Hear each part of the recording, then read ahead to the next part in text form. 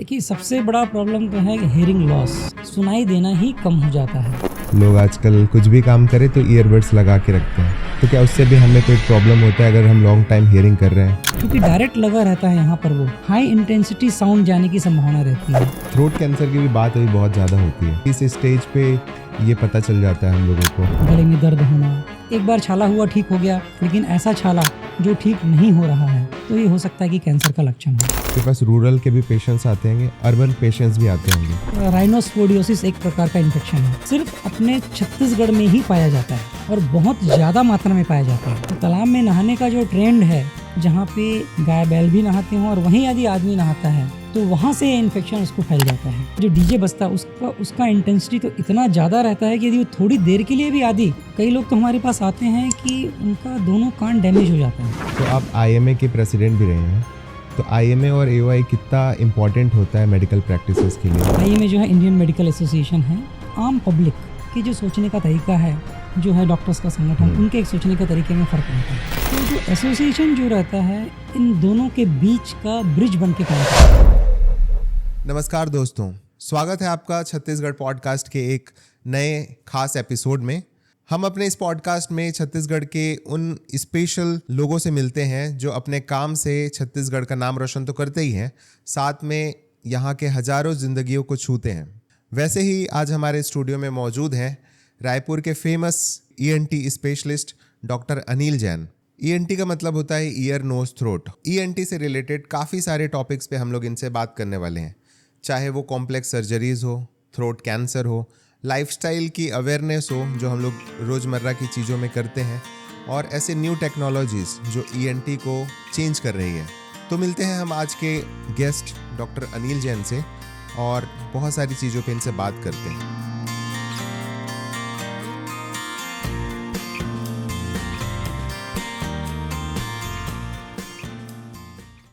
Okay sir, तो पहला question तो मेरा यही है कि आपने ENT क्यों चूज़ किया? देखिए, मेरा शुरू से ही सर्जिकल फील्ड में इंटरेस्ट था, और ENT एक ऐसी ब्रांच है जो इसमें काफ़ी वैराइटीज़ होती हैं सर्जरीज़ की। ईयर, नोज़ और थ्रोट। ईयर भी बहुत ज़्यादा स्पेशलाइज्ड ब्रांच है। ईयर में भी बहुत सारी वैराइटीज़ होती हैं सर्जरी की, वैसे भी नोज़ में भी बहुत वैराइटीज़ होती हैं सर्जरी की। अब तो ऐसा हो गया है कि नोज़ की जो एंडोस्कोपिक सर्जरी होती है, तो हम एंडोस्कोपिक सर्जरी के थ्रू आजकल ब्रेन की ट्यूमर की सर्जरी भी करते हैं नोज़ के थ्रू। तो इतना ज़्यादा एडवांसमेंट और वैराइटीज़ है सर्जरीज़ में, इसको देख करके मैंने ENT फील्ड चूज़ किया। और आजकल के जो मेडिकल फील्ड के स्टूडेंट होते हैं, वो किस ENT को किस प्रेफरेंस पे रखते हैं?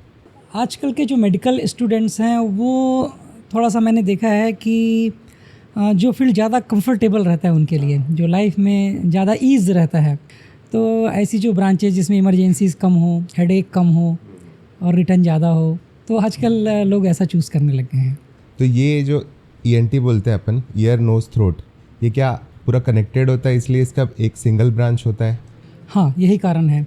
नोज़ कान से कनेक्टेड रहता है, नोज़ माउथ से कनेक्टेड रहता है, माउथ थ्रोट से कनेक्टेड रहता है, तो ये सब इंटर कनेक्टेड है, इसलिए इसको एक फील्ड बनाया गया है। क्योंकि एक में यदि प्रॉब्लम होता है तो वो दूसरे में प्रॉब्लम क्रिएट करता है। इंटर कनेक्टेड है, इसलिए इसको एक कैटेगरी बना करके डिपार्टमेंट बनाया गया है।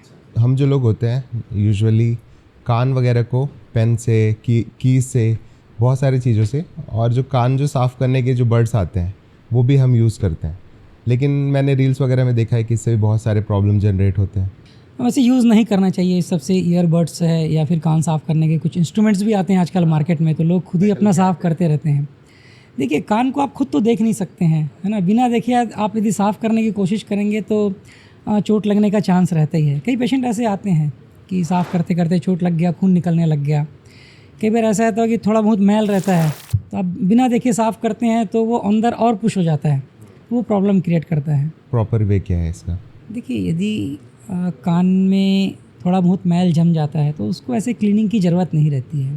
कान के अंदर ही एक ऐसा सेल्फ क्लीनिंग मैकेनिज़्म रहता है जिससे कि वो मैल अपने आप बाहर आता है। थोड़ा बहुत मैल बनना एक नॉर्मल प्रोसीजर है, मैल बनता है और वो अपने आप बाहर आता है। और यदि दर्द हो रहा है मैल की वजह से, किसी वजह से, तो बेहतर है कि आप ENT स्पेशलिस्ट के पास जा कर के उसको दिखा के, ना कि आप खुद ही उसको निकालने की कोशिश करें।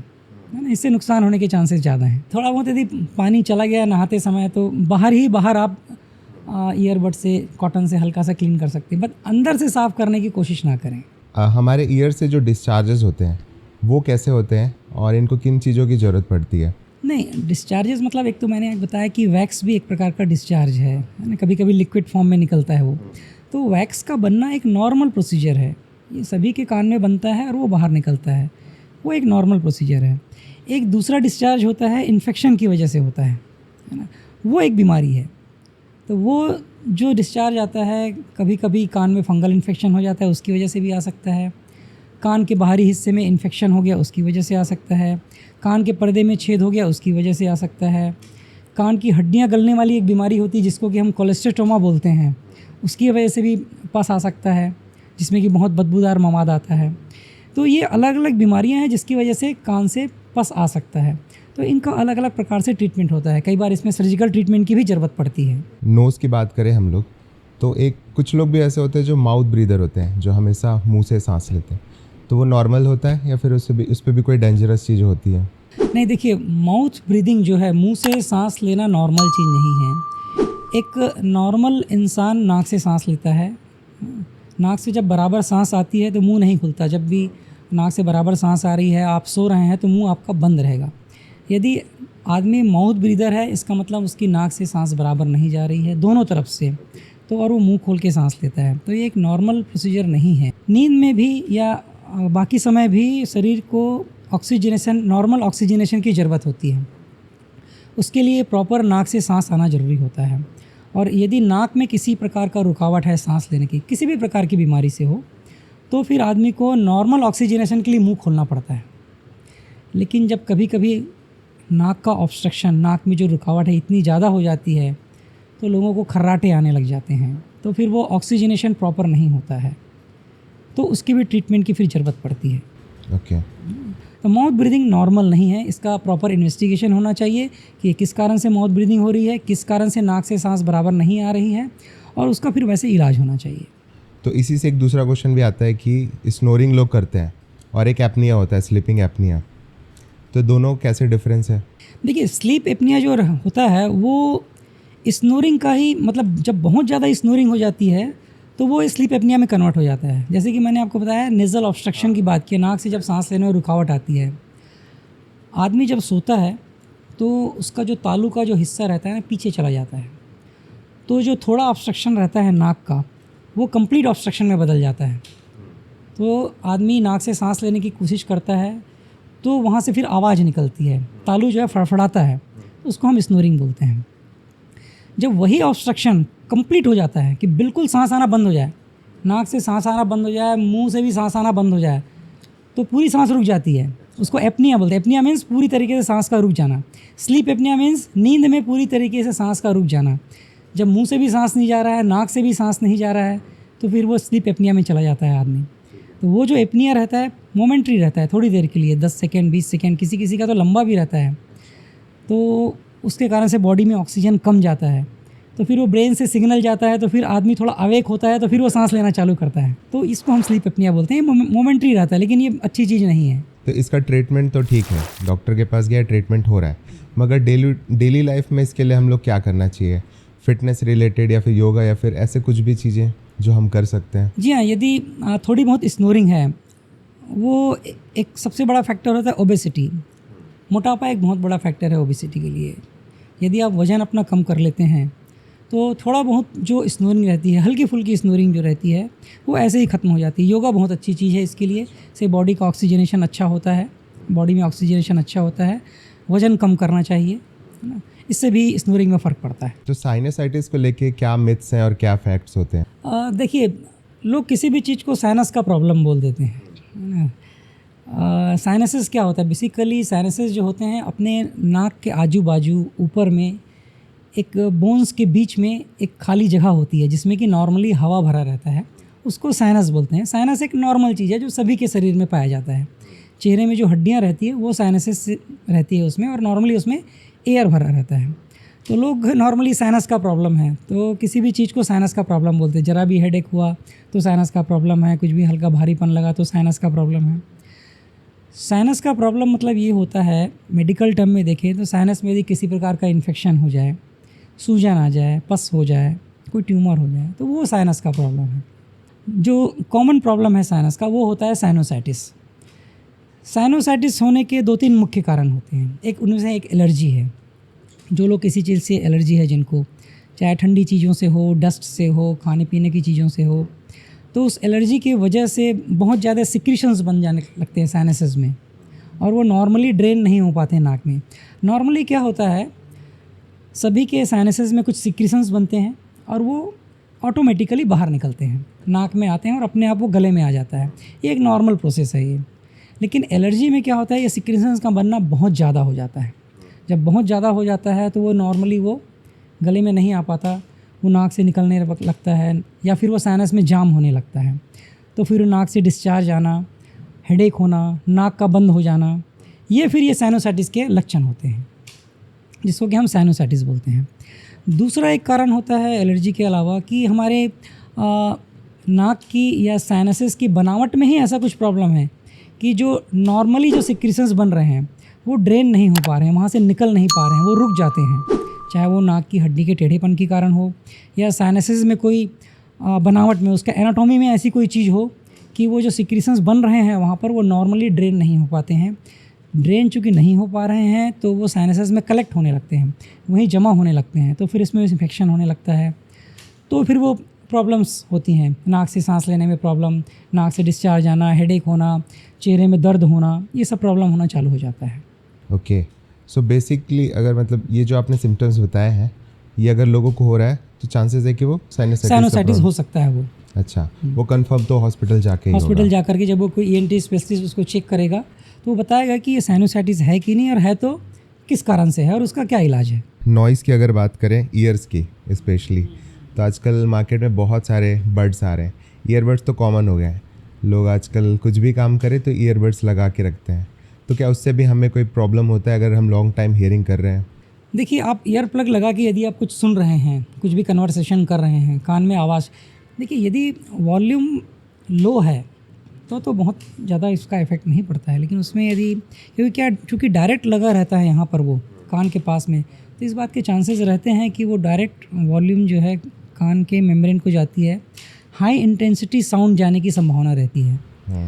तो जब भी आप ईयर प्लग लगा के बात करते हैं तो बेहतर है कि वॉल्यूम को कम से कम रखें, पहली बात। और दूसरी चीज़, आप जो ईयरबड लगाते हैं उसकी क्वालिटी भी वैसी होनी चाहिए। कई बार लगातार लगा के रखने की वजह से ईयर कैनाल में काफ़ी प्रेशर होता है, उसकी वजह से दर्द होना, इन्फेक्शन होना, ये हो सकता है।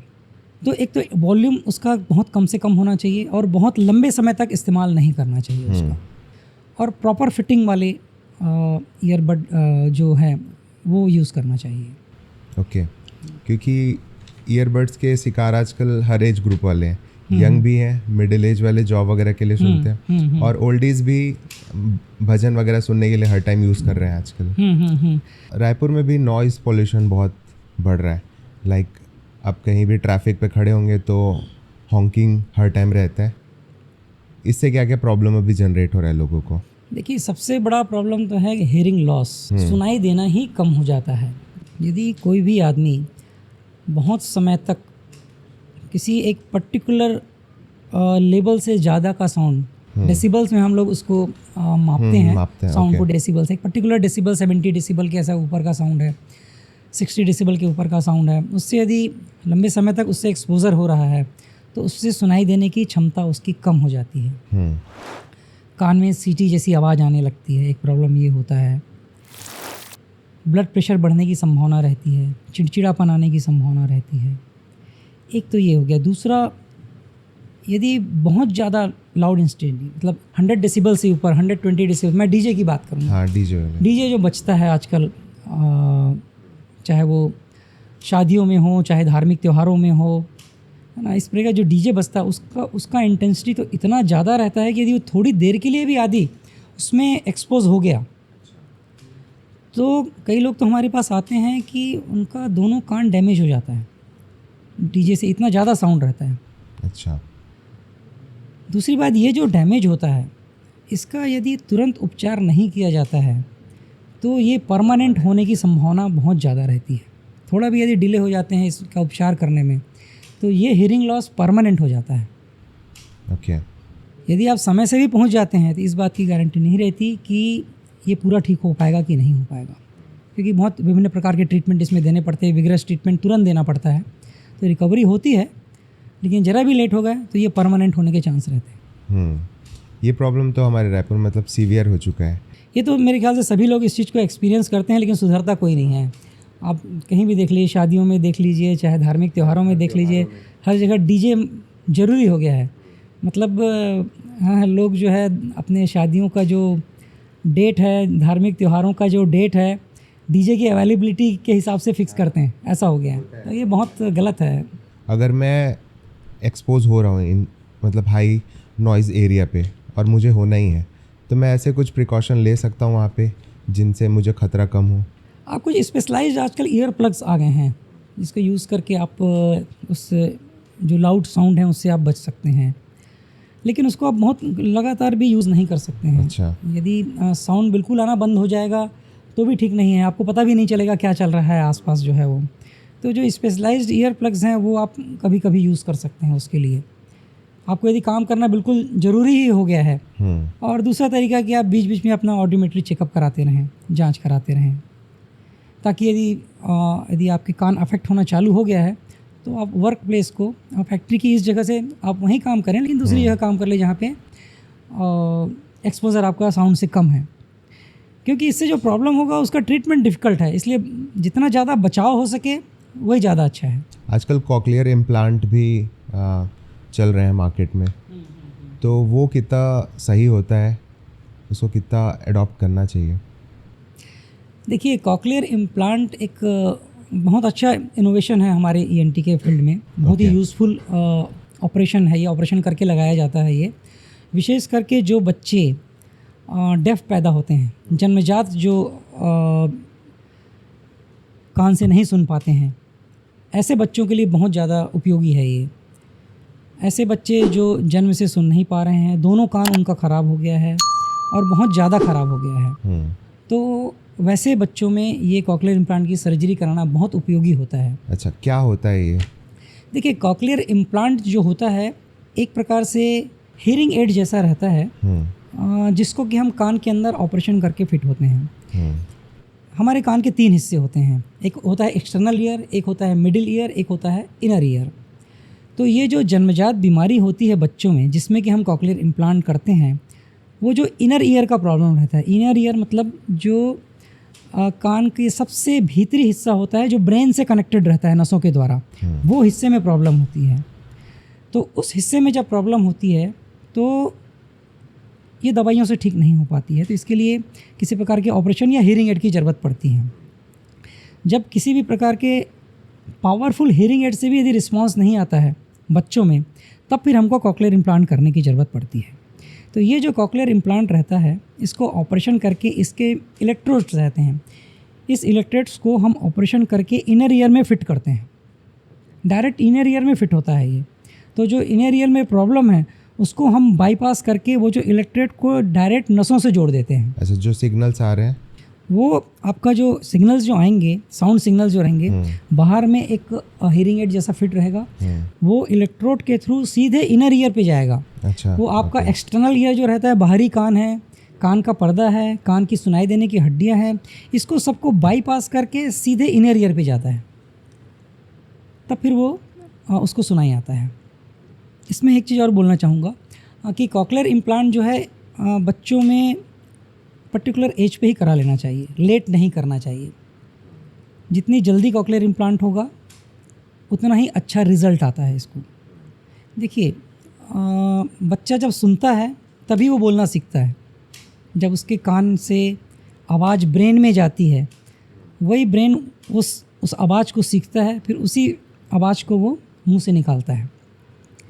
तो ये बोलने सीखने की जो उम्र रहती है ना, एक पर्टिकुलर 2 साल, 3 साल, 4 साल से बोलना, 4 साल, 5 साल, 6 साल, तो उसी उम्र में जब आपके कान पे साउंड सिग्नल जाएंगे तभी वो जल्द से जल्द वो बोलना सीखता है। इसलिए कॉकलियर इम्प्लांट भी अपने को जितना जल्दी हो सके जितनी जल्दी एज में हो सके अपने को करा लेना चाहिए, यदि वो इंडिकेटेड है उस बच्चे में तो जल्दी कराने के रिजल्ट्स बहुत अच्छे आते हैं।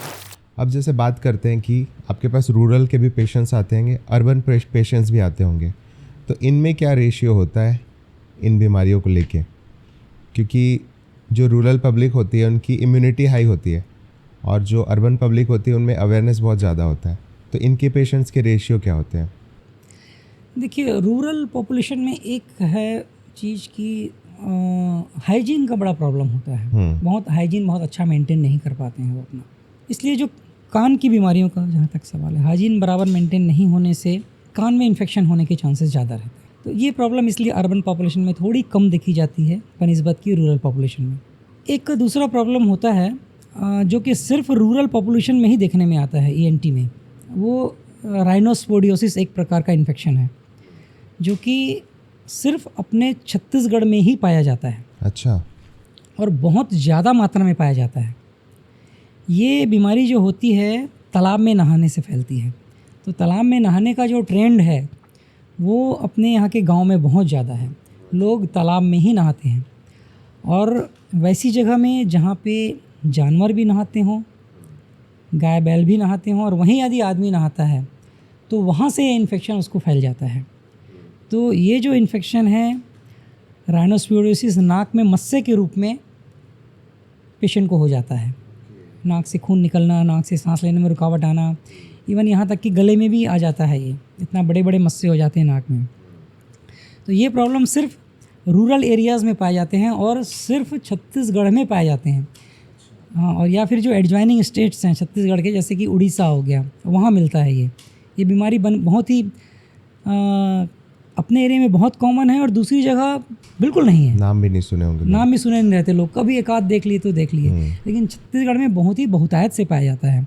और इसका एकमात्र कारण है पॉन्ड बाथिंग, तालाब में नहाना। हमारे यहाँ तो कॉमन प्रैक्टिस है, और ये कॉमन प्रैक्टिस है। एक छोर पे इंसान नहाते, एक छोर पे जानवर होते हैं, और ये वहीं से फैलता है। ये टॉन्सिल की आप जैसे भी बात कर रहे थे, तो टॉन्सिल को समझने की हम लोगों को ज़रूरत क्यों है?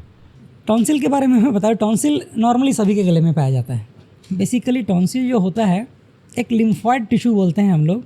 हमारी बॉडी का एक सिस्टम होता है लिम्फेटिक सिस्टम, जो कि बाहर से जो हमारे शरीर में इन्फेक्शन एंटर करते हैं उससे लड़ता है वो, है ना। तो वो जो इम्यून सिस्टम है, लिम्फेटिक सिस्टम है, उसी का पार्ट होता है एक टॉन्सिल गले में जो होता है।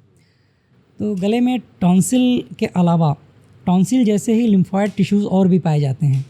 नाक के पीछे जो एडिनॉइड होता है वो भी एक प्रकार का टॉन्सिल है नहीं। और एक गले में दो टॉन्सिल, जिसको कि सामान्य भाषा में जो हम टॉन्सिल बोलते हैं, वो गले में पाया जाता है। तो ये जो लिम्फेटिक सिस्टम है मुंह के अंदर और नाक के पीछे के हिस्से में पाया जाता है। ये यूजुअली बच्चों में जो इन्फेक्शन जो इंटर कर रहा है, मुंह से इंटर करता है, कोई इन्फेक्शन इंटर करता है तो उसको अंदर ब्लड स्ट्रीम में जाने से रोकता है वो। तो एक प्रकार से वो बैरियर है कि हमारे बॉडी में इन्फेक्शन अंदर जाए, उसके लिए एक बैरियर है वो। इन्फेक्शन को अंदर नहीं जाना चाहिए। लेकिन जब बहुत ज़्यादा बार बार यदि इन्फेक्शन अंदर जा रहा है तो वो टॉन्सिल जो है उसका साइज़ काफ़ी फिर बढ़ने लगता है, फिर वो प्रॉब्लम क्रिएट करने लगता है। जब वो बहुत ज़्यादा प्रॉब्लम क्रिएट करता है, बहुत ज़्यादा बार इन्फेक्शन होने लगता है, तो टॉन्सिल खुद एक सोर्स ऑफ इन्फेक्शन बन जाता है। अच्छा, है ना, उसमें खुद ही इन्फेक्शन होने लगता है बार। उसी में जब क्रॉनिकली इन्फेक्ट हो जाता है टॉन्सिल, तो वो एक सोर्स ऑफ इन्फेक्शन हो जाता है, तो फिर उसको ट्रीटमेंट की ज़रूरत पड़ती है। अच्छा, टॉन्सिल भी जो as immune system, as a defence system, एक पर्टिकुलर एज तक ही काम आता है। बोले तो 4 साल, 5 साल, 7 साल तक काम आता है। उसके बाद फिर अपने आप धीरे धीरे इसका साइज़, इसका काम कम होने लगता है, साइज़ कम होने लगता है नॉर्मली। अच्छा, ओके। लेकिन जब बार बार इन्फेक्शन होता है तो इसका साइज़ बढ़ जाता है। उस स्थिति में फिर इसका ट्रीटमेंट की ज़रूरत पड़ती है। हाँ, हम लोग बच्चे थे तब ये सुनते थे टॉन्सिल बढ़ गया, टॉन्सिल का प्रॉब्लम आ रहा है। अभी नहीं सुनने मिलता है। ऐसा है। थ्रोट कैंसर की भी बात अभी बहुत ज़्यादा होती है। इससे हमको अवेयरनेस की क्या ज़रूरत है और किस स्टेज पे ये पता चल जाता है हम लोगों को? देखिए, मुंह और गले के कैंसर के तो बहुत सारे लक्षण हैं। कई बार तो सामान्य इन्फेक्शन में भी जो तकलीफ़ होती है, आपको गले में दर्द हो रहा है, खाने पीने में दिक्कत हो रही है, वो भी एक प्रकार का कैंसर का लक्षण हो सकता है। गले के कैंसर का खाने पीने में दिक्कत होना, गले में दर्द होना, मुंह में छाला होना जो कि ठीक नहीं हो रहा है, एक बार छाला हुआ ठीक हो गया, लेकिन ऐसा छाला जो ठीक नहीं हो रहा है, तो ये हो सकता है कि कैंसर का लक्षण हो। जहाँ तक सवाल है अवेयरनेस का, लोग अवेयर तो हैं, अवेयर नहीं है ऐसा कोई नहीं बोल सकता कि किसी को ये ना मालूम हो कि गुटखा खाने से कैंसर होता है ना, तंबाकू खाने से कैंसर होता है, सिगरेट पीने से कैंसर होता है। ऐसा नहीं है कि लोग अवेयर नहीं है, मालूम सबको रहता है। लेकिन ये हमारे सोसाइटी के सिस्टम में इतना घुस चुका है कि लोग इसको नॉर्मल लेने लग गए हैं। गुटखा खाना तो नॉर्मल बात है, चलता है, क्योंकि सभी गुटखा खाने वाले को कैंसर नहीं होता है। किसी को होता है, किसी को नहीं होता है। तो लोग ऐसा एग्जांपल भी देते हैं, वो तो खाता है गुटखा, उसको तो नहीं हुआ कुछ। लेकिन ये बहुत बड़ा फैक्ट है कि जिनको मुंह का कैंसर होता है वो 100% टोबैको च्यूअर ही रहता है। ऐसा कोई आदमी नहीं है जिसको मुंह का कैंसर हुआ हो और उसने गुटखा गुड़ाखू नहीं खाया हो, गुटखा और तंबाकू नहीं खाया हो। हर मुंह के कैंसर के व्यक्ति का आप हिस्ट्री ले लो, वो कभी ना कभी गुटखा और ये गुड़ाखू खाने से या टोबैको खाने का आदी रहता है, तभी उसको ये प्रॉब्लम होती है। अब चूँकि अपने यहाँ लोग इतना ज़्यादा एडवर्टाइजमेंट भी लोग करते हैं, लोग चाहे वो फिल्म स्टार्स हों, चाहे वो बड़े बड़े फिल्म स्टार्स इसका एडवर्टाइजमेंट करते हैं, तो अब क्या बोलें उसके लिए। कॉमन है, ये तो लाइफस्टाइल में आ गया है। ये तो लाइफस्टाइल में आ गया लोगों को। तो मेरे ख्याल से तो लोगों को तो खैर ध्यान देना ही चाहिए कि इस तरीके के फिल्म स्टार के जो एडवर्टाइजमेंट हैं उस पर ध्यान ना दें, है ना। और उन्हें भी ये समझना चाहिए जो फिल्म स्टार्स हैं कि इस प्रकार के प्रोडक्ट्स का एडवर्टाइजमेंट ना करें। लोगों को मालूम होते हुए भी वो खाते हैं, लगातार खाते हैं। इवन मैंने तो ऐसे मरीज़ देखे हैं कि जिनको मुंह का कैंसर हो चुका है, वो फिर से बायोप्सी प्रूव हो चुका है, लेकिन वो गुटखा खाना छोड़ नहीं पा रहा है, उसको बताने के बावजूद भी। ऐसे मरीज भी रहते हैं। तो लोगों के दिमाग में किस तरीके से घुसा हुआ है गुटखा और ये तंबाकू, आप समझ सकते हैं। फिर बहुत ईजी एक्सेस है ये, बहुत ईजी एक्सेसिबल है। हाँ, सही कहा आपने। लोगों में क्या है, गुटखा खा रहा है तो गलत नहीं मानते हैं। आप सोसाइटी में गुटखा खा रहे हैं तो दे भाई थोड़ा सा दे दे, ऐसा रहता है तो नॉर्मल है, चलता है। लोग ये तो खाता है, कोई बात नहीं, खाता है तो ये एक्सेप्टेड है, सोसाइटी में एक्सेप्टेड है वो कि गुटखा खाता है तो कोई बात नहीं। हाँ, यदि सोसाइटी में सबके बीच यदि आदमी शराब पी ले तो वो थोड़ा सा बहुत ही एंटी सोशल हो जाता है वो, तो लोग इतना शराब नहीं पीते हैं। लेकिन गुटखा ऑलरेडी एक्सेप्टेड है, तंबाकू एक्सेप्ट कर लिया लोगों ने, चलता है ये तो। शराब अभी तक लाइफस्टाइल में नहीं आया है, जैसे शराब लोगों में फॉरेन में आ गया है, तो हाँ यहाँ नहीं आया। तो कम से कम लोग यहाँ उतना नहीं पीते हैं या छुप करके पीते हैं, ऐसा बोलना चाहिए। उतनी मात्रा में नहीं पी पाते हैं, तो उससे होने वाले प्रॉब्लम्स भी कम होते हैं। लेकिन गुटखा और तंबाकू के साथ ऐसा नहीं है अपने यहाँ। तो इसका पहला क्योर क्या है कि डायरेक्टली डायग्नोसिस होगा, फिर ऑपरेशन होगा थ्रोट कैंसर का? लोगों को लक्षण के बारे में मालूम होना ज़रूरी है, क्योंकि कैंसर यदि अर्ली स्टेज में डायग्नोज हो गया तो अच्छी बात है। फर्स्ट स्टेज में हो गया, सेकंड स्टेज में हो गया तो ठीक है। आपके पास बहुत सारे ऑप्शंस हैं ठीक करने के। ऑपरेशन भी है, रेडिएशन भी होता है, कीमोथेरेपी की दवाइयाँ भी आती है, सभी चीज़ें फिर आपके पास। तो वो कैंसर की कितना फैला हुआ है, कौन से टाइप का कैंसर है, उसके हिसाब से उसका इलाज किया जाता है। लेकिन यदि यही कैंसर आप एडवांस स्टेज में पहुंच जाता है, स्टेज 4 में पहुंच गया है ना, फैल गया है, तो फिर तो कोई भी थेरेपी हो, चाहे वो ऑपरेशन हो, चाहे वो रेडिएशन हो, चाहे वो कीमोथेरेपी हो, चाहे वो इम्यूनोथेरेपी हो, चाहे वो कितनी भी अच्छी से अच्छी दवा हो, फिर वो काम नहीं करने वाली है। अच्छा, फिर वो पैलिएटिव ट्रीटमेंट हो जाता है कि हाँ भाई अब इसका ज़िंदगी लंबा खींच लो, थोड़े बहुत दवाई देके जितना खींच सके कंफर्टेबली ज़िंदा रह जाए। तो इसलिए इसका अर्ली स्टेज में डायग्नोसिस बहुत इम्पॉर्टेंट है। यदि हम इसका क्योर चाहते हैं तो क्योर मतलब कंप्लीट क्योर। तो अर्ली स्टेज में यदि इसका पता चल जाता है तो आप इसको कम्प्लीटली क्योर करने की स्थिति में रहते हैं। लेट स्टेज में ट्रीटमेंट देना बहुत डिफ़िकल्ट है, क्योर करना बहुत मुश्किल हो जाता है।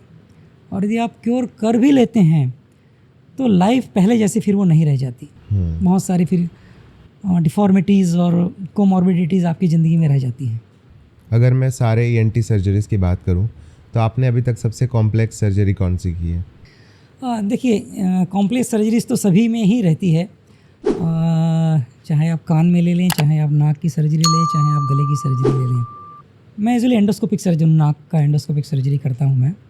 तो मैंने जो एंडोस्कोप के थ्रू नाक के ब्रेन के जो ट्यूमर्स निकाले हैं वो थोड़ा ज़्यादा कॉम्प्लिकेटेड सर्जरीज रहती हैं। ओके। मैं मानूंगा कि हम लोग बहुत अच्छे से कर पाए उसको। नाक में एक बीमारी होती है, एंजियोफाइब्रोमा होती है, कि जो खून की नसों का ट्यूमर रहता है या और भी दूसरे जो ट्यूमर्स रहते हैं नाक के अंदर के, उसको भी निकालना एक काफ़ी चैलेंजिंग रहता है। हम लोगों ने ये सक्सेसफुली इसका ट्रीटमेंट किया है, ऑपरेशन करके, दूरबीन से ऑपरेशन करके इस प्रकार के ट्यूमर को कंफर्टेबली और सक्सेसफुली निकाला है।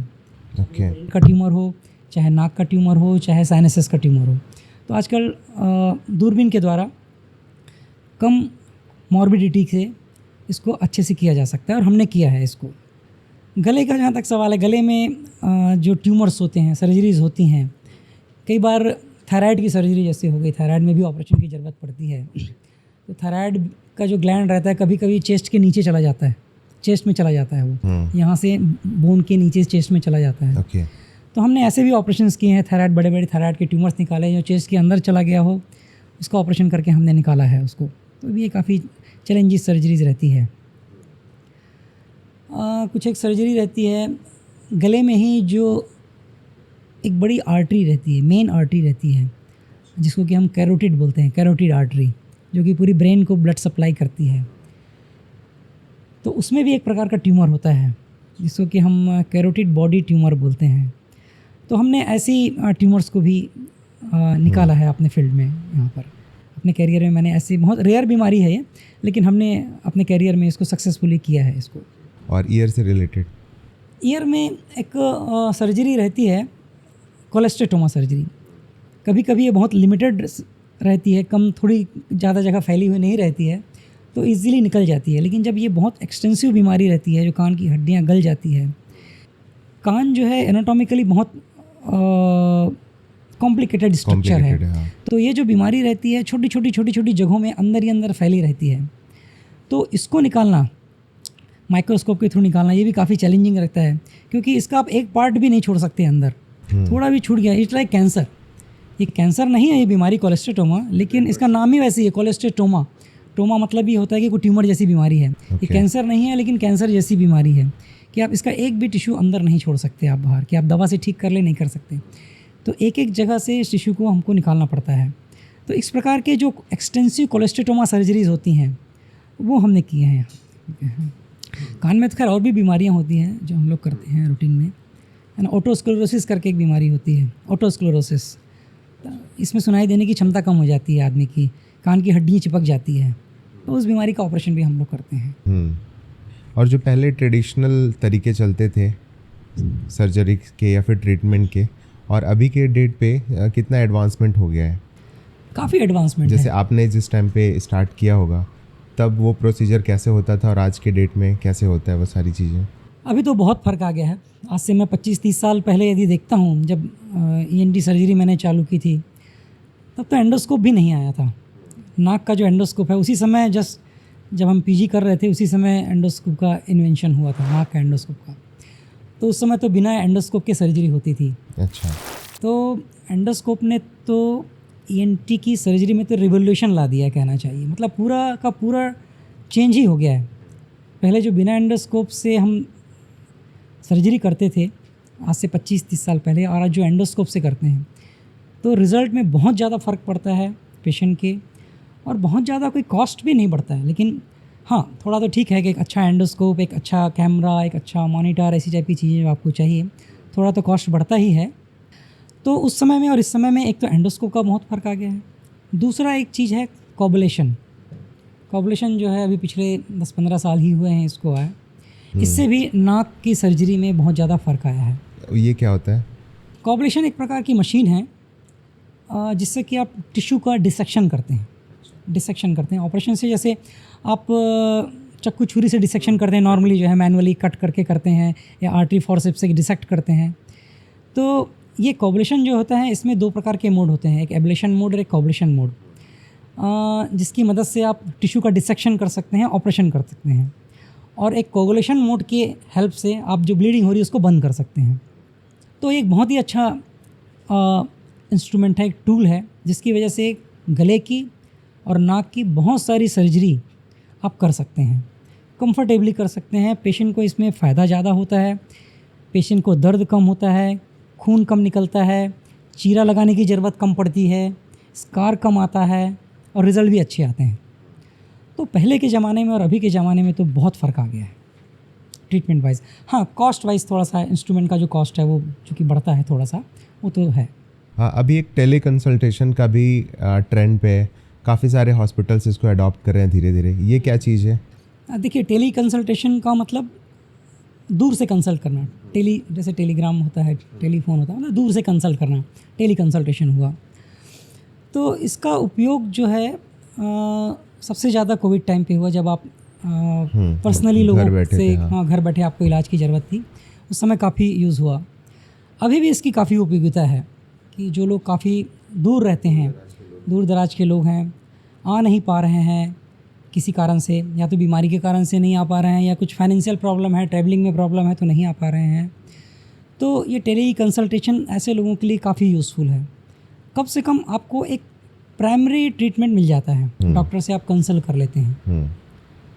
तो ऐसे मरीजों के लिए जो नहीं आ पा रहे हैं किसी कारण से, उनके लिए काफ़ी यूज़फुल है ये, और इसको भी प्रमोट करना चाहिए। तो सबसे आपने अभी तक वियर्डेस्ट फॉरेन बॉडी क्या देखी है लोगों में, जो लोग अपने कान में या फिर नाक में घुसा लेते हैं? देखिए, यूजुअली बच्चे होते हैं जो कि अपने कान, नाक या गले में बाहर की जो वस्तुएं हैं डाल लेते हैं। बच्चों में इतना सेंस नहीं रहता कि क्या चीज़ मुंह में रखना है, कान में डालना है, नाक में डालना है। तो हमारे पास यूजुअली इस टाइप के बच्चे बहुत आते हैं, जो बहुत ही वैरायटी ऑफ चीज़ें लोग डाल के ले आते हैं, चाहे वो नाक में हो चाहे गले में हो। वो मैं बोलना चालू करूँगा तो पूरी दुकान खुल जाएगी। विचित्र टाइप की चीज़ें वो डाल के लाते हैं, चाहे वो सिक्का डाल के ले आया, चाहे पेन की चीज़ें डाल के ले आया, चाहे प्लास्टिक की चीज़ें डाल के ले आया, चाहे पिन डाल के ले आया, चाहे रबर डाल के ले आया, पेन का ढक्कन डाल के ले आया।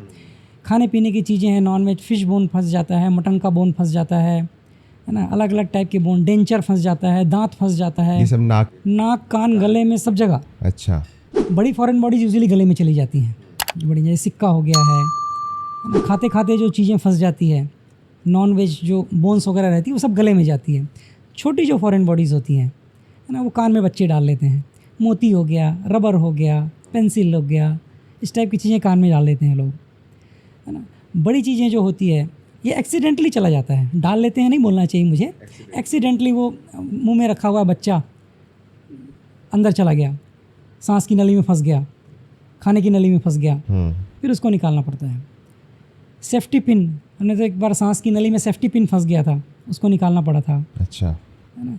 प्लास्टिक की चीज़ें रहती है वो फंस जाती है। विसिल लोग बजाते रहते हैं, विसिल बजाते हैं ना, बजाते बजाते ज़ोर से खींच लेते हैं, खींचते हैं अंदर चला जाता है, उस टाइप की फॉरेन बॉडीज़ फंस जाती है। लोग दांत में डेंचर लगाते हैं तो वो कभी कभी लूज़ हो जाता है, अंदर कटक जाते हैं, फंस जाता है जा कर के। इस टाइप की चीज़ें हैं। नॉन वेज की जैसे मैंने बात की, chicken bone, mutton bone, fish bone, ये चीज़ें खाने की नली में जाके फंस जाती हैं। कभी कभी तो इतनी बड़ी रहती हैं, वो इतनी नुकीली रहती हैं, पॉइंटेड रहती हैं कि वो कि खाने की नली को फाड़ देती हैं, तो उससे दूसरे प्रॉब्लम्स क्रिएट हो जाते हैं। कभी कभी बहुत डेंजरस हो जाता है, सांस की नली में चला जाता है तो सांस ही रुक जाती है।